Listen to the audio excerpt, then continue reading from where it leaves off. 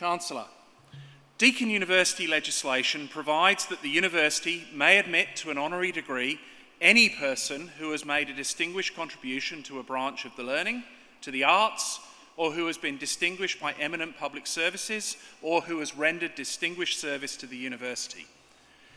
Chancellor, I am delighted and hugely honoured to present to you and guests assembled Mr. Shane Howard AM to be awarded the Deakin honorary degree.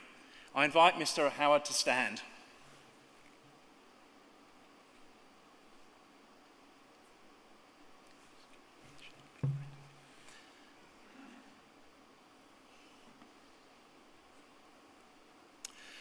For over 40 years, Shane Howard has established himself as one of Australia's most influential writers and singers and created a uniquely Australian voice. From the Red Heart, where he penned his enduring song, Solid Rock, Sacred Ground, to the wilds of Tasmania that gave birth to Let the Franklin Flow, Howard's songs have created a new map of Australia. His songs challenge existing social paradigms and dig down into what it means to be a modern Australian. They also reach across the globe and champion the cause of the common people, the environment, and the injustices of colonisation.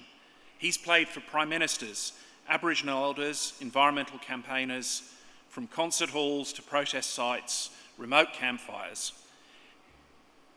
Shane is a respected senior statesman in Australia who continues to work as a poet, musician, writer, singer, producer and mentor. Chancellor, in recognition of Mr. Howard's distinguished career in the Australian music industry through production, songwriting and performance, and for continued advocacy for Australia's Indigenous community and the environment through his music, I present to you for the award of Deakin Honorary Doctorate, Dr. Shane Howard, AM.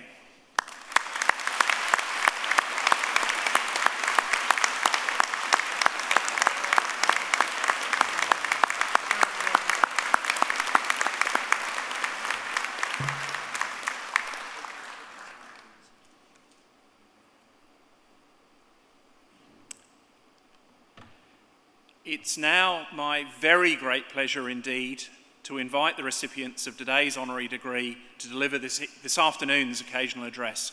Graduates and guests, please welcome Dr. Shane Howard AM.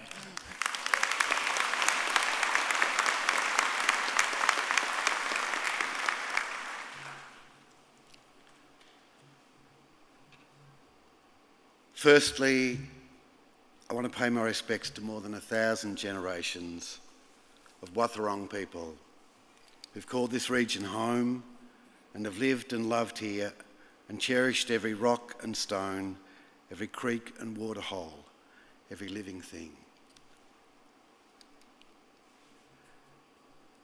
Chancellor, Mr. Stanhope, John Stanhope AM, Vice-Chancellor, Professor Ian Martin, academic staff, distinguished guests, graduands, family and friends. I thank the University Council of Deakin for awarding me this honorary doctorate.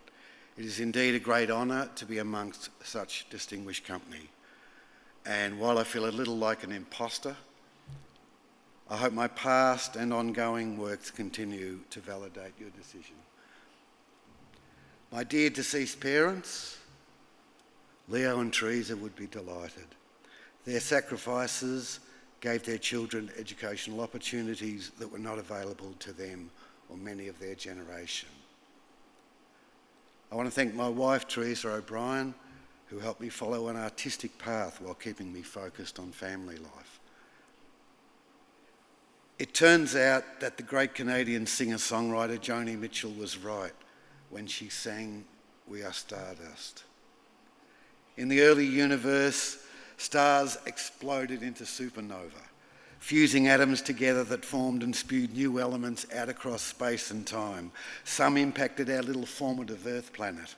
And all this chaos came together in a cosmic soup through the laws of physics and chemistry to create the building blocks of life from which we evolved, sentient, with our big brains admiring the universe in awe and wonder and trying to develop ways of understanding it.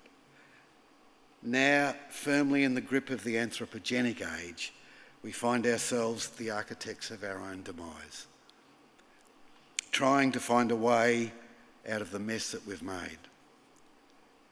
Our post-Second World War triumphalism and hubris, our heroic materialism, our abuse of our natural world has led us into an age of doubt and uncertainty. Our precious blue planet, our life giver, is under threat of being able to sustain us. In 1983, I journeyed to Tasmania to the Franklin River to join the campaign to try and save that wild river from being dammed. Bob Brown suggested I go and see for myself what was at stake. The Franklin River was a natural wonder. It still is, sublimely powerful and beautiful. Damming it would have also flooded the Kudakaina Cave, one of the richest anthropological sites of Aboriginal occupation in Australia. I was profoundly moved by the beauty of that wild river and the thousands of young people, I was one of them, who had gone there to get arrested and jailed in peaceful protest to try and save it. I wrote a song that became an anthem for the campaign. It was a rare environmental victory and the birthplace of Australia's environmental movement. Bob Brown says that the planet will go on with or without us. But wouldn't it be great if it was with us? Life is miraculous. Every breath, every heartbeat, and life was always perilous and fragile. The dinosaurs found this out in a flash 65 million years ago. But the problems we face now are of our own making. This is where you come in. Be bold, be courageous, be wise and pay attention to the lessons of history. You know this all too well. You are the COVID-19 graduates. The pandemic turned your world upside down. It was a major disruptor, bigger than Uber or TikTok. You studied in isolation, on screens, and individualism was not enough. We're social beings and we need each other. Changed realities require new thinking and new solutions. The decade in front of us, in front of you, will see unprecedented change. First Nations people are no strangers to change. They've witnessed volcanic eruptions and watched ice ages come and go. Over 65,000 years of continuing culture. This is first and foremost an Aboriginal country, the oldest continuous culture and spirituality on earth. In 1981, I was privileged to witness Inma, corroboree, song and dance at Uluru, that great red monolith in the heart of the country. In the red earth, as night fell, clapsticks and singers chanted in Pitjantjatjara, and it rang out across the desert. In the circle of fires, the dark-skinned dancers painted with white ochre looked like spirit figures, acting out in song and dance, ancient creation stories that gave meaning to existence. I felt close to the core of what this country was like before colonisation. I also realised that there was a fundamental lie at the heart of our country. Terrible things happened in this country with the arrival of Europeans, particularly in our region. And if you're an Aboriginal person, the hurt is immeasurable. I wrote the song Solid Rock because I dreamt of a better country, respectful of our ancient history, honest about our modern history. I wanted to be proud of my country. It was an unlikely commercial success, and as I toured the country with my band Goanna, I heard firsthand so many harrowing tales from Aboriginal people that I could no longer be proud of the country that I lived in. We're on the road of healing and truth-telling now, and our well-intentioned inclusion for Aboriginal people should not just be about opening doorways into our world of heroic materialism. It might be us who also need to make the journey into a First Nations philosophy of a good world, a good life, two-way learning. Yuval Noah Harari writes that there is no evidence that people became more intelligent with time. Hunter-gatherers knew the secrets of nature long before the agricultural revolution, which left farmers with lives more difficult and less satisfying than those of hunter-gatherers. We can't go back and undo what was done, but we can certainly make a better future of truth-telling, healing and unity. Years later, in my ancestral country in the west of Ireland, in that mysterious Celtic time between worlds, Padre O'Riordan quizzed me with intensity. How far do your feet go down into the earth? Pardon? I was called on who I really was, and my ancestral feet were deep down in the turf of Ireland, but the feet of my birth and belonging were here in the earth of Australia. I was an Australian of predominantly Irish descent, living in an Aboriginal country under the ultimate jurisdiction of the British Crown. Other than memories and icons of our cultural past, we are in a country where we as migrants are yet to truly belong. I toured with the Black Arm Band, an ensemble of exceptional First Nations artists across the world and Australia. In London, on the banks of the Thames, I stood with my Aboriginal friends by the seat of power that launched the first fleet that began the colonial invasion of Australia. And we also recalled with humour the Aboriginal elder Burnham, who travelled to England in 1988 and on the English shoreline planted the Aboriginal flag and claimed England in the name of Aboriginal Australia. Try to be virtuous. Socrates believed that the unexamined life was not worth living. He also believed that philosophy, the study of wisdom, was the most important pursuit above all else. His student Plato said that music is a moral law. It gives soul to the universe, wings to the mind, flight to the imagination, and charm and gaiety to life and to everything. Most modern philosophers believe that everything that comes after Plato is little more than a footnote. William Carlos Williams wrote, "It is hard to get the news from poetry, and yet people die every day for lack of what is contained therein." Read more poetry.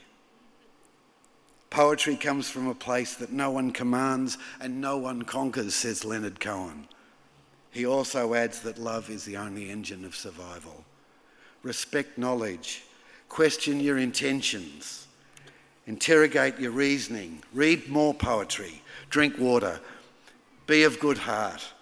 Be compassionate. Feel others' pain. Be joyful. Be a good friend, a good ally. Drink more water. My dad used to say, a slip of the foot you can recover your balance, but a slip of the tongue you can't take it back. If you can't say something good about someone, say nothing at all. Don't be envious of others' achievements. Many threads make up the magnificent tapestry, and there is room for everyone at the great banquet. Read more poetry. Swim in the river, swim in the sea, plant trees. Respect all living things. Everything is connected. Bob Dylan says life is not about finding yourself, but creating yourself. Manning Clark said, "I'd rather have a profound doubt than a superficial certainty." Drink more water, read more poetry. For goodness sake, don't waste your life, said Kurt Vonnegut. Be an artist. Can you affect change? Can you make a contribution? My life has shown me that yes, you can, however small. Never think that a small group of dedicated people can't change the world, said Margaret Mead, because inevitably throughout history, that's how change has occurred. There'll be times of immense suffering and times of sublime joy. Take them all in, give everything its measure. Sometimes you might feel so lost that you'll fear for your soul. At other times, the light might shine so brightly that you'll feel that you're touching the very heart of things, the soul of the universe, right down to the bone of song. And those brilliant revelations will create a blinding sense of purpose. Your generation has been set a daunting challenge. We are standing on the precipice. The next decade will be a time of enormous change. Your generation will lead the transformation to rescue human evolution from the dustbin of history. You were made for these times.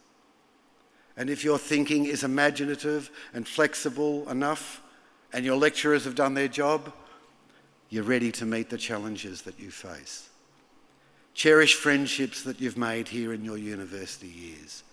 Many of them will go with you through your life, and you may be surprised by how and where those fellow graduates reappear in your world. You've shared a unique road together, and those shared memories will join you together in ways you may not yet understand. Life is a miracle, my friends. Be bold, be brave. My father's advice to me was, son, moderation in all things, including moderation. I wish you well. Bless the road that carries you. Thank you.